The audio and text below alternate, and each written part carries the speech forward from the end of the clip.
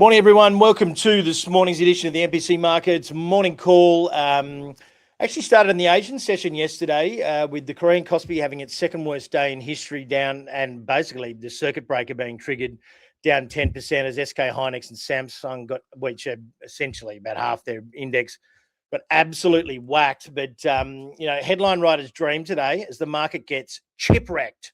I'm sure that that'll be... all those people that loved SaaSpocalypse and all that sort of crap will be super stoked. They've got a new byline to throw in all their articles. But surprisingly, though, apart from the chip stocks, the rest of the market was all right. And I fully expected to come in this morning and this thing just be an absolute sea of red, but it was doing okay. So look, I mean, Microsoft even up. I mean, IBM was up a little bit as well, up around about 5%. You got healthcare recovering a little bit both in sort of healthcare staples, healthcare and biotech. That middle part there is kind of industrials, but the Lam Research, Tesla, and AMAT Applied Materials are chip stocks as well. So sort of that bit around Tesla there, most of them are manufacturing around the chip stocks and or the fabrication, and then obviously on the left hand side here are the major chip stocks, with Micron down 13%. So there's been big headlines, and Nasdaq was obviously the one that got smoked the hardest, which makes sense. Dow was basically unchanged. S&P was only down 1.29, which you can probably gather from that heat map back there. We don't have the Korean KOSPI on there, but thank God we don't, because it'd be the biggest dark blue bar you've ever seen. So I don't expect that thing to necessarily... I mean, it's a crazy market, really high usage of options in that market from retail. Their concentration risk makes the Nasdaq look like it's diverse, like very diversified, equal weight. So the news agencies love it because it's almost a guaranteed headline every time because if Samsung or SK Hynix move, basically it's limit up or limit down. So, you've got to be a little bit mindful of, reacting to KOSPI headlines. But Hang Seng was getting smoked yesterday as well, which is mainly China's kind of tech. It's it's been having a bit of a horror run lately. Technical starting to change a little bit, but would you believe the SPY was actually up maybe 20 odd points, I believe. So it's not too our market overall, we've got a lot more real assets. We've got banks and material stocks and etc. It's not where we've missed out on this rally. Well, that's the bit of froth that's coming out of it. But as you can see, and I've mentioned on the morning call a couple of times over the last week or so, there's been some really big swings in this SOX index, and look, you've got like a 11% down move, a 6%, a near 10. It was an 8% last night. Then you've got multiple up more than 5% moves. Usually, when you have massive runs like this, there tends to be volatility at the top of the range. That is general advice only. Go and do your own research or whatever. This is just my, I've been in markets 30 years. This is my gut feel. So don't be going and, go and obviously do some work before you take my word for it. But my spidey sense is sort of tingling, having watched markets for so long, and essentially that high volatility usually spells to me that we've got some form of medium-term high in place potentially. So, but look, let's get some perspective here. Here is the last 12 months. The S&P's up 30%. The SOX is up, even after that move last night, is still up 157%. And look, if you took it from April, to be brutally honest, it's essentially outperformed 80% since then.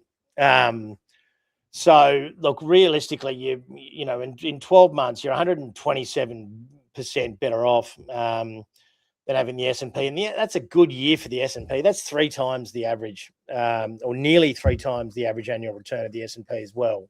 And it's obviously it's been a part of it. So look, for those for those of you who've got them, we tidied up quite a bit and sold quite a bit earlier this week. If you don't believe us, go and see our recommendations and research from earlier in the week.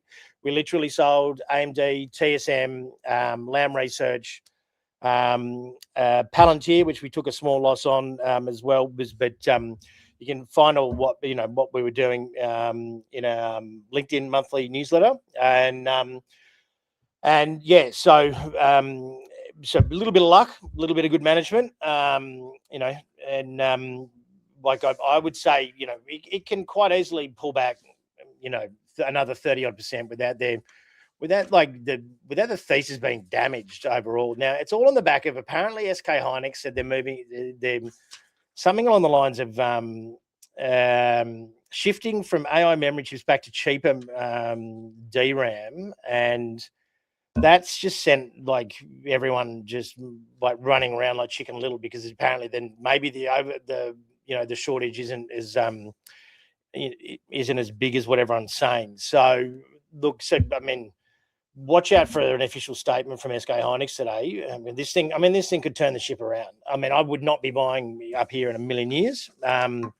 And like I said, we've sold at the start of towards the start of the week. We were out of Micron 2 weeks ago. And we're just happily going to kind of sit in cash from a high level of cash for the next period. But, and just sort of see how this inflation thing pans out, etc. Speaking of inflation, we have a CPI today in Australia. We're expecting 4.3% year on year, down 0.4% on the headline month on month. Trim mean 0.3% month on month. Will be highly watched because obviously we can't be on hold according to analysts. We're either tightening or we're easing. So everyone switched from tightening to easing last month on well, God, it could have been Michelle Bullock's hairstyle. Who knows what these guys are thinking? The reality is we're on hold for a little bit, unless inflation comes back in. If only they just listen to it, it'd be, but I suppose it doesn't make a great article overall. Retail traders, and here's some stats on it. SpaceX was basically the most sought after stock among mom and pop investors, or retailers, we call it here in Australia, than any other IPO in history by a significant margin. We're looking here at well over 100 million in bids for this thing. And then I think what it looks to be there, Intel was one of the better ones, around that 40 mark. So yeah, that's going to be possibly, hopefully their time frame's pretty good.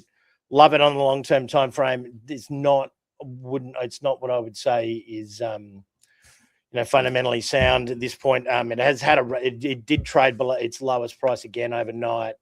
Elon announced a 20 to 25 billion corporate bond deal, which is investment grade, which kind of surprises me somewhat. But I suppose they've kind of got to do that. But it was essentially pretty much flat overnight. It was up around about 1%. It's after hours, it's fallen a little bit, but it did get down to like 141 or something. The day's range 147, which obviously is the closest it's come to that 135 IPO price. Obviously bond yields as well, obviously being quite stubborn up here at this point. And that's sort of hurting those precious metals as it stands at the moment. The US dollar is quite a bit stronger. It's probably one of its better weeks in a long time in the US dollar. So we'll, silver copping the brunt of it.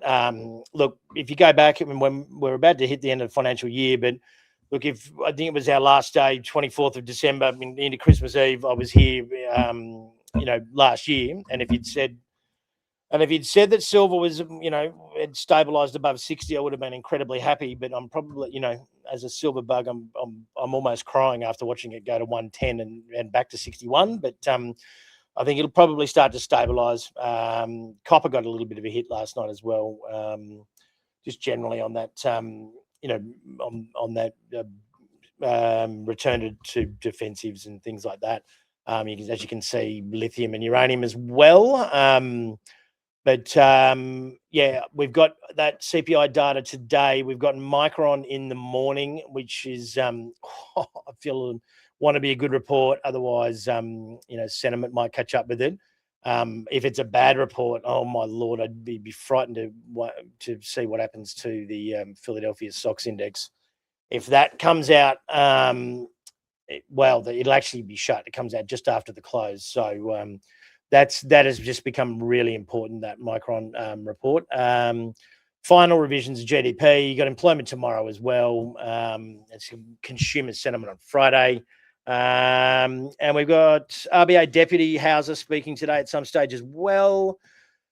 And I think that pretty much wraps it up. SpaceX will join the Russell Index on Friday, apparently. But I mean, not a mad followed index. It's not going to cause a huge amount of passive flows. The real one's the S&P, where most of the ETF volume sits. And the Nasdaq's not till later on. Sonic got a downgrade, and KMD Brands has got some more issues as well. 1 for 25 share consolidation, and yeah, we'll I think we're up 35 points in the SPY last check, and we will we'll see how the day sort of plays out. Go to npcmarkets.com.au podcasts, or scan the QR code. On all your favorite podcast platforms. You've got Bulls versus Bears Weekly, which we've been discussing the mega IPOs the last few weeks. A little bit unsure what the topic will be this week. It'll depend on what happens in the SOX, I'm assuming. But yeah, you can subscribe there. Is our monthly newsletter is out on LinkedIn as of this morning as well, which has been quite popular. So go to LinkedIn, look up NBC Markets and grab that. Wrap up of the month and an outlook for next month as well. I think that pretty much is the long and the short of it. We will speak again tomorrow, people.